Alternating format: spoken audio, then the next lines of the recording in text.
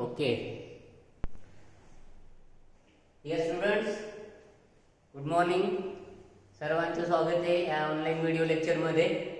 बघा, आपण definite integration मध्ये ऑलरेडी 23 प्रॉब्लेम म्हणजे 2 व्हिडिओज ऑलरेडी तुम्हाला पाठवले. तिसरा व्हिडिओ आणि हा चौथा व्हिडिओ तयार करायचे आपण. या चौथ्या व्हिडिओमध्ये 0 to 1 dx upon 1 plus x 2 plus x already अशा टाइपचे एक्झाम्पल्स आपण इनडेफिनेट इंटिग्रेशन मध्ये सॉल्व्ह केलेले. बघा, आठवत असेल तर dx divided by 1 plus x आणि 2 plus x, right.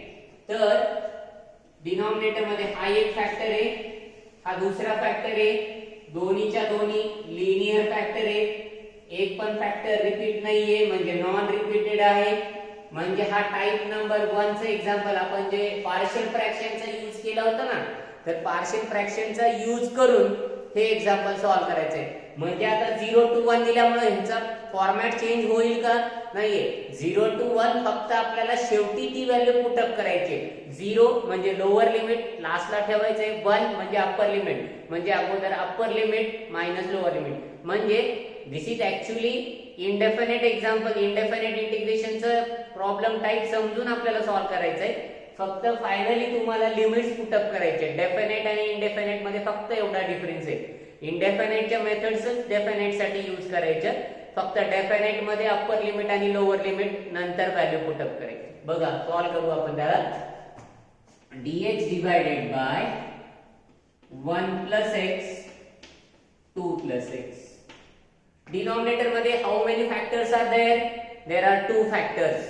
First factor will be 1 plus x, second factor will be 2 plus x. So by using method of partial fraction of type number 1, linear non-repeated. So right, I will write here 1 divided by, numerator मध्ये काही नाही म्हणजे 1 आहे, 1 upon 1 plus x 2 plus x.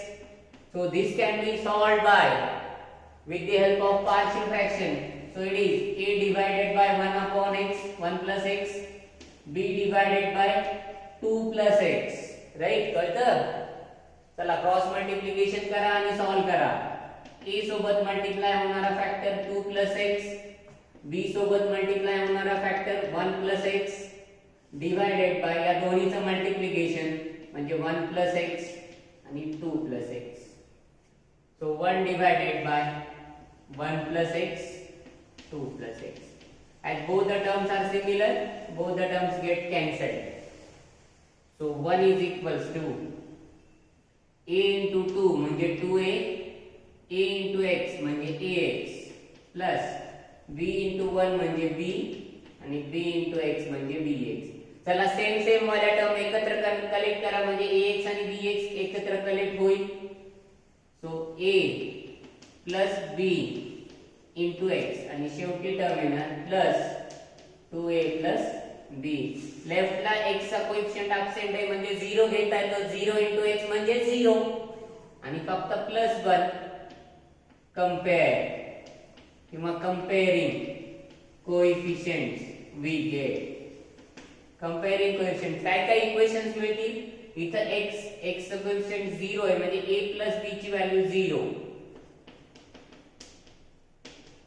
आणि second equation 2a plus b या टर्मची value 2a plus b ची value 1. चला, हे दोन इक्वेशन सॉल्व्ह करा. a plus b is equals to 0 आणि 2a plus b is equals to 1. minus minus minus plus b minus b getting cancel. a minus 2a म्हणजे minus a, 0 minus 1 म्हणजे minus 1. so this implies minus a is equals to minus 1 असेल तर a ची value किती असेल? 1 असेल. कारण minus a ची value -1, so a equals to 1. पहिल्या इक्वेशन मध्ये व्हॅल्यू ठेवा. a plus b is equals to 0. याच्यामध्ये व्हॅल्यू ठेवा. दिस implies 1 plus b is equals to 0. This implies b is equals to -1.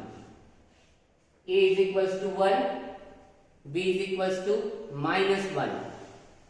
So therefore 1 upon 1 plus x 2 plus x it is equals to a ची value 1 upon 1 plus x plus बी बीची value -1 1 upon 2 plus x म्हणजे याला असं लिहिता येतं 1 divided by 1 plus x minus 1 divided bye 2 plus x. So 1 upon 1 plus x into 2 plus x. हा actually कशाचा problem आहे? फर्स्ट सेमिस्टर मधला पार्शियल फ्रॅक्शनचा. आता त्याच्यावरती आपल्याला इंटिग्रेशन सॉल्व्ह करायचं आहे आणि इंटिग्रेशन पण कोणते 0 to 1 म्हणजे डेफिनेट इंटिग्रेशन यूज करायचं आहे. So right integration 0 to 1 1 divided by 1 plus x 2 plus x into dx is equals to right side x integration 1 upon 1 plus x minus 1 upon 2 plus x into dx. चला separate integration घ्या.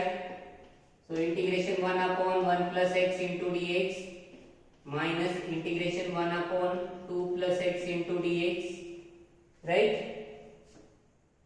Sorry 0 to 1 हा factor राहिला बघा. 0 to 1 0 to 1, right? चला let us solve this. So after simplifying this term काय मिळतं बघा. So it is equals to पहिल्या टर्मचे इंटिग्रेशन काय येतं आठवतं? लॉग मध्ये यायला पाहिजे कारण 1 upon x च्या फॉर्मॅट मध्ये आहे. log 1 plus x divided by derivative 1 plus x चा 1 येतो त्याच्यामुळे डिनॉमिनेटरला लिहिलं तरी चालेल नाही लिहिलं तरी चालेल. मायनस सेकंड टर्मचं integration log 2 plus x limits 0 to 1.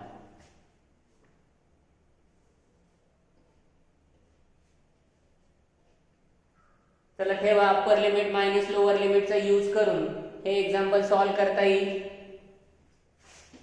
अगोदर upper limit log 1 plus 1 x ची व्हॅल्यू 1 ठेवली मायनस log 1 plus 0 हा झाला लोअर लिमिट. हा झाला पहिला पार्टचा upper limit minus lower limit. इथं सुद्धा मायनस log 2 plus x म्हणजे 1 मायनस log 2 plus x म्हणजे 0. म्हणजे काय काय टर्म्स येतात बघा. So it is equals to पहिली टर्म येते log 2, दुसरी टर्म येते log 1, तिसरी टर्म येते log 3 आणि चौथी टर्म येते मायनस log 2. ठीक आहे. तर log 2 मायनस log 1 काय लिहिता येतं? log 2 मायनस log 1 म्हणजे log 2 by 1 आणि log 3 by log 3 minus log 2 म्हणजे log 3 by 2, राईट? म्हणजे 2 by 1 म्हणजे इथे असं लिहिता येते या टर्मला log of 2 by 1 divided by 3 by 2 म्हणजे log 2 into 2 म्हणजे 4 by 3 येतं बघा. log 2 by 1 into 2 by 3 म्हणजे तुमचं फायनल आन्सर येतं log 4 divided by 3. काही डाऊट असेल डिफिकल्टी आहे का बघा. सिंपल आहे. प्रत्येक स्टेप मध्ये व्हॅल्यू ठेवायचे एवढंच आहे डिफरन्स. प्रत्येक स्टेप मध्ये तुम्हाला व्हॅल्यू ठेवता आली पाहिजे, राईट? सॉल्व्ह करायसाठी पार्शियल फ्रॅक्शनचा प्रॉब्लेम आहे. पहिल्या टाईपचं आहे पार्शियल फ्रॅक्शन मध्ये लिनियर नॉन रिपीटेड आहे. त्याच्यानुसार पार्शियल फ्रॅक्शन नुसार कॅपिटल ए आणि कॅपिटल बी ची व्हॅल्यू काढली. आलेल्या ए आणि बी च्या व्हॅल्यू पुटअप करून मग इंटिग्रेशन काढलं आणि इंटिग्रेशन काढल्यानंतर लास्टला लिमिट्स ठेवले म्हणजे अप्पर लिमिट 1 आणि लोअर लिमिट 0. म्हणजे हा तीन टॉपिकचं कॉम्बिनेशनचा प्रॉब्लेम. म्हणजे पहिला पार्शियल फ्रॅक्शन, दुसरा इनडेफिनेटचा फॉर्म्युला यूज करायचा आणि तिसरा डेफिनेटचे लिमिट्स ठेवायचे. म्हणजे हा तिन्ही टाईपच्या कॉम्बिनेशनचा प्रॉब्लेम आहे. Okay, next example. Now look at. परत सेम प्रॉब्लेम आहे पार्शियल फ्रॅक्शनचाच. 20 number 25 evaluate integration 5 to 10 dx upon x minus 1 x minus 2. म्हणजे डिनॉमिनेटरला किती फॅक्टर्स आहेत? 2. कोणकोणते? x minus 1 आणि x minus 2, राईट? 2 फॅक्टर आहेत. दोन्ही कसे आहेत? लिनियर आहेत का नॉन लिनियर आहेत? लिनियर आहेत. ज्याचा पॉवर 1 आहे, x चा पॉवर 1 म्हणलं की लिनियर. ओके. आणि दोन्ही लिनियर रिपीट आहे का नाहीये, म्हणजे नॉन रिपीटेड आहे, म्हणजे हा टाईप नंबर 1 चा एक्झाम्पल आहे. याला सॉल्व्ह करायची खूप सोपी मेथड आहे. So let I equals to consider केला, I equals to this total term, denominator मध्ये दोन फॅक्टर, सो वी रिक्वायर दोन constant capital A and capital B, दोन कॉन्स्टंटची आवश्यकता होती. ए सोबत हा फॅक्टर मल्टिप्लाय होईल, बी सोबत हा फॅक्टर मल्टिप्लाय होईल, क्रॉस मल्टिप्लिकेशन मध्ये हा फॅक्टर कॅन्सल झाला, ए सोबत ax minus 2a bx minus b, x च्या टर्म्स एकत्र कलेक्ट केल्या म्हणजे ax आणि bx एकत्र कलेक्ट केल्या म्हणजे a plus b into x minus 2a minus b, right. So compare केल्यानंतर हे दोन इक्वेशन मिळाले आपल्याला, a प्लस b ची value 0, minus 2a plus b minus b ची value minus 1.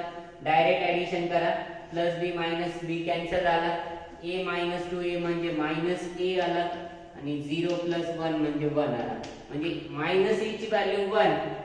This implies a is equals to minus 1.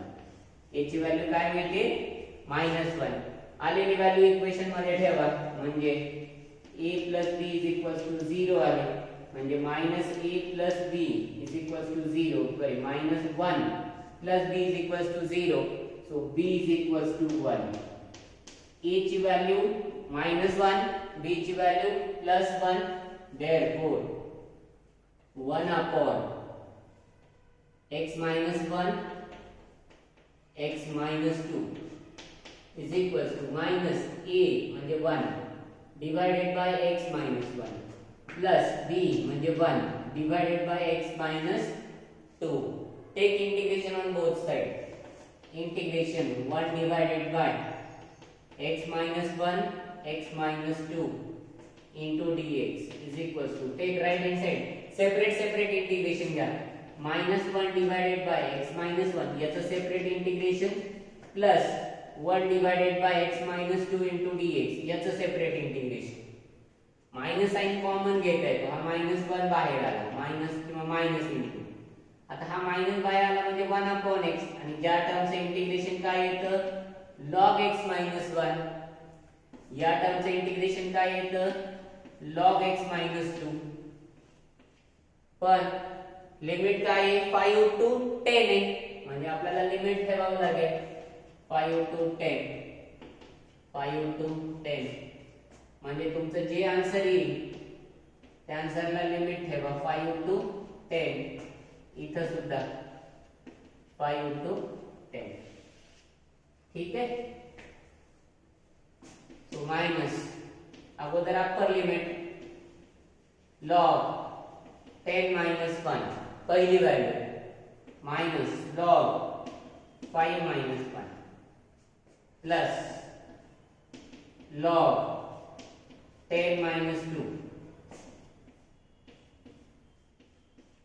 Minus log 5 minus 2. काय तर बघा, this is equals to minus log 9 minus 4, sorry log 9 minus log 4, ते bracket plus log 8 minus log 3, ही एक value, right. तर हा minus sign आहे म्हणजे याला असं लिहिता येतं, it is equals to minus log 9 divided by 4 plus log 8 divided by 3. काही जणांना लक्षात येत नसेल तर याला असं लिहिता येतं log 8 by 3 minus log 9 by 4. हा निगेटिव्ह आहे म्हणून नंतर लिहिला, म्हणजे याला असं लिहिता येतं, it is equals to log 8 upon 3 into 4 upon 9. 9 by 4 चं 4 बाय 9 होतं, राईट. म्हणजे log 32 डिवाइडेड बाय 18, किंवा हा टर्म कोणता टर्म कॅन्सल होतो का, सॉरी 27, log 32 बाय 27, म्हणजे तुमचा final answer log 32 divided by 47. I is equals to 32 by 27. हे बघा, इथला जो पार्ट आहे मला कळण्यासाठी अजून थोडंसं मॉडिफाय करतो मी. बघा हा मायनस आहे राईट. लॉग 9/4 येणार, ही झाली पहिली व्हॅल्यू, प्लस ही व्हॅल्यू काय येणार लॉग 8/3, हा दुसरा टर्म. a मायनस बी म्हणजे हा मायनस होईल, म्हणजे अगोदर ही टर्म लिहा नंतर ही टर्म लिहा, म्हणजे लॉग 8/3 मायनस लॉग 9/4. तुम्हाला लक्षात येत असेल मायनस a प्लस b असेल तर आपण याला b मायनस a असं लिहिताय, तेच केले. आणि मग इथं काय होईल b/a म्हणजे काय होईल equals to log 8/3 divided by 9/4 असं येतं. याला असं लिहिता येतं लॉग 8/3 मायनस 4/9, म्हणजे याला असं लिहिता येतं log 32 divided by 27. and this is your final answer. हेच तुमचं फायनल आन्सर होतं. ठीक आहे. सो लॉग 32 डिवायडेड बाय 27, म्हणजे इथं सुद्धा परत पार्शियल फ्रॅक्शन इनडेफिनाइट इंटिग्रेशन नुसार त्यांचे इंटिग्रेशन आणि मग डेफिनाइट इंटिग्रेशनचे लिमिट्स अप्लाय केले. ओके. नेक्स्ट बघा, नेक्स्ट एक्झाम्पल बघा. Evaluate integration 0 to π/2 cos x divided by 1 plus sign x 2 plus sign x. आता प्रॉब्लेम कडे बघितलं की तुम्हाला लक्षात आलं पाहिजे कॉस पण आहे साइन पण आहे, फंक्शन आहे, फंक्शनचा डेरिव्हेटिव्ह आहे, म्हणजे सबस्टिट्यूशन मेथड वापरायची, पुट करायचंय, पुट करून त्या एक्झाम्पलला सॉल्व्ह करायचंय. Okay right. आता काय पुटअप करणार बघा तुम्ही, तर साइन एक्स ला टी ठेवा, put t is equals to sine x. Put का साइन एक्स ठेवायचंय, कारण त्याचे लिमिट्स चेंज होतात, म्हणजे dt divided by dx is equals to derivative of sine x. What is derivative of sine x, sine x चा derivative काय येतो cos x येतो, म्हणजे dt divided by dx is equals to cos x, म्हणजे dt is equals to cos x into dx, म्हणजे dt ची value cos x dx, t ची value sin x. आता बघा आपण जर सबस्टिट्यूट करत होतो तेव्हा 0 to π/2 हा 0 हा लिमिट कशाचा होता x चा लोअर लिमिट आणि π/2 x चा अप्पर लिमिट. पण आता आपण t मध्ये करेक्शन करतोय, म्हणजे आपले लिमिट्स पण चेंज होणार. आता when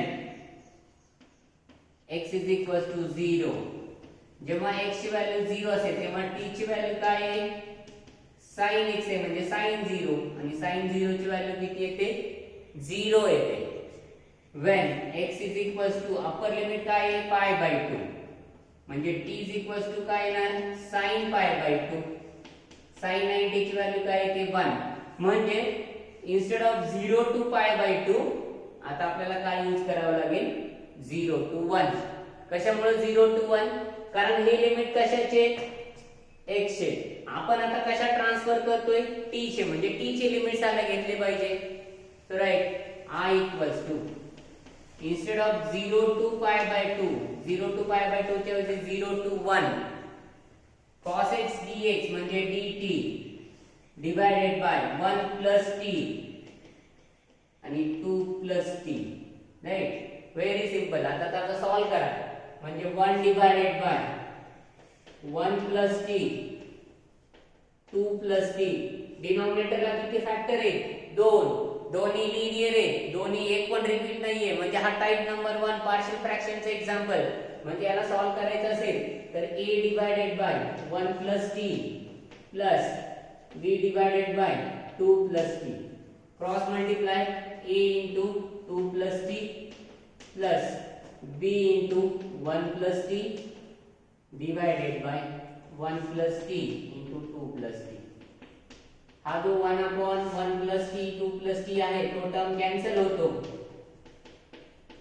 this term will be cancel out. Right, so 1 is equals to 2a plus at plus b into 1 म्हणजे b plus dt. So it is equals to at plus dt मध्ये a into b हा term common घेऊन आपल्याला घेता येतं आणि 2a plus b ही एक term आहे. t चा कोएफिशिएंट अबसेंट आहे म्हणजे 0 into t लिहिता येतो. 0 into t plus 1 is equals to a plus b into t म्हणजे a plus b चा कोएफिशिएंट आहे 0, 2a plus b चा कोएफिशिएंट आहे 1. Right. Comparing coefficients.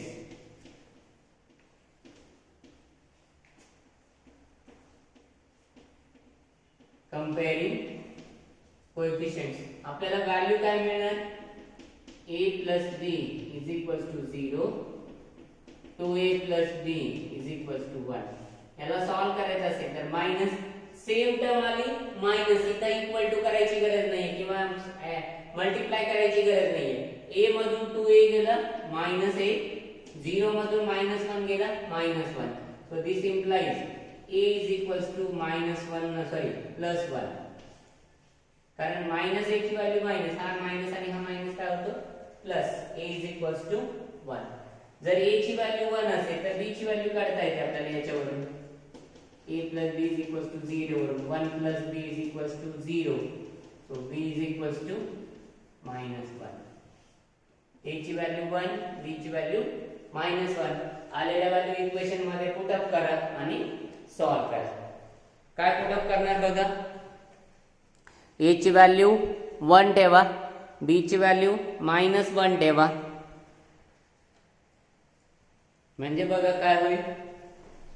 therefore 1 divided by 1 plus t into 2 plus t is equal to a means 1 divided by 1 plus t plus b म्हणजे -1 म्हणून -1 divided by 2 plus t.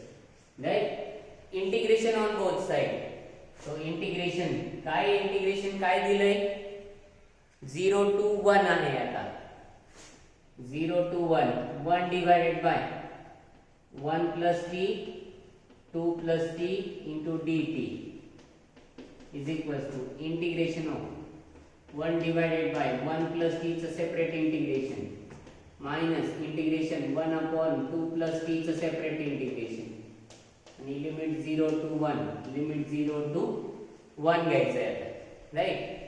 So it is equals to याचं integration काय येतं log 1 plus t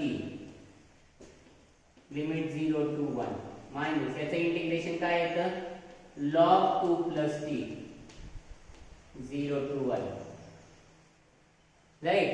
so therefore it is equals to log upper limit 1 plus 1. तुम्ही म्हणणार बघा 0 to π/2 ठेवला असता पण लिमिट जे सुरुवातीचे होते ना तर इथं t आलाय. t चे लिमिट 0 to π/2 ठेवता येईल का नाही. t वेगळा x वेगळा. राइट. म्हणजे 1 plus 1 मायनस log 1 plus 0 हा झाला upper limit minus lower limit minus आता इथला log 2 plus t म्हणजे 2 plus 1 मायनस log 2 plus 0 म्हणजे व्हॅल्यू काय येते बघा log 2 minus log 1 minus log 3 minus log 2. काय येते log 2 minus log 1 म्हणजे log 2/1 minus log 3/2. Previous example आहे फक्त इथं cos मुळे ते एक्झाम्पल सेम झाले. सबस्टिट्यूशन मुळे पुढे वाढले आहे एक्झाम्पल म्हणजे त्याला असं लिहिता येतं log 2/1 into 2/3 म्हणजे log 4/3.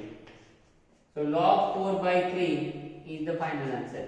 so I is equals to log 4/3. log 4/3.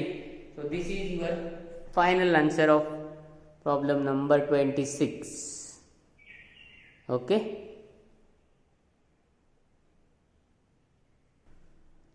चला याच टाइप वरती पार्शियल फ्रॅक्शनचे मी 3 प्रॉब्लेम दिलेत. असाइनमेंट आहे 3 1 2 3. तिन्हीच्या तिन्ही एक्झाम्पल्स बघा. 0 to 1 dx upon 2 plus x 3 plus x डिनॉमिनेटरमध्ये 2 factor आहेत, 2 + x आणि 3 + x. सेपरेट करा a आणि b नी.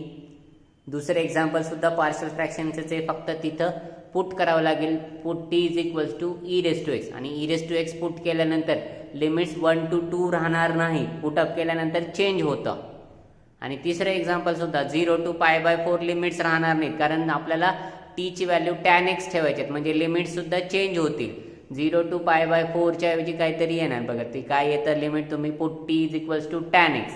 इथं t च्या ठिकाणी tan x ठेवा, इथं t च्या ठिकाणी e⁻x ठेवा, कारण सबस्टिट्यूशन मेथड यूज करून मग पार्शियल फ्रॅक्शन यूज होतो. आणि इथं डायरेक्टली a/2 + x आणि b/3 + x. या टाईपचं या तिन्ही टाईप हिंट आहे, त्याच्यानुसार तुम्ही ते एक्झाम्पल्स सॉल्व करायचा प्रयत्न करा. म्हणजेच काय होईल, तुम्हाला पार्शियल फ्रॅक्शन मेथड इझिली छोटे छोटे एक्झाम्पल्स आहेत ते सॉल्व करा. ठीक आहे, ओके.